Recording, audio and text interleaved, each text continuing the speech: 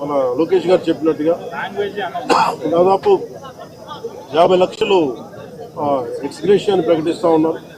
అలాగే ఒక 5 ఎకరాల పొలం అని కూడా తెలియజేశారు. అలాగే 300 గజాలు ఇంటి స్థలం అని కూడా అనౌన్స్ చేశారు.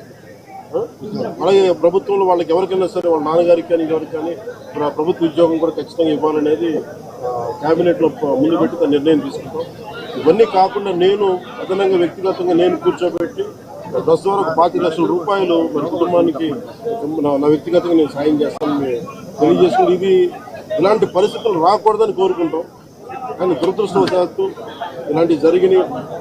మన లోకేష్ గారు చెప్పినట్టుగా దాదాపు 50 లక్షలు ఎక్స్గ్రేషియా ప్రకటిస్తూ ఉన్నారు.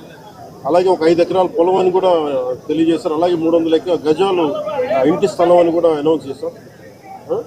అలాగే ప్రభుత్వంలో వాళ్ళకి ఎవరికైనా సరే వాళ్ళ నాన్నగారికి కానీ ఎవరికి కానీ ప్రభుత్వ ఉద్యోగం కూడా ఖచ్చితంగా ఇవ్వాలనేది క్యాబినెట్లో ముందు పెట్టి నిర్ణయం తీసుకుంటాం.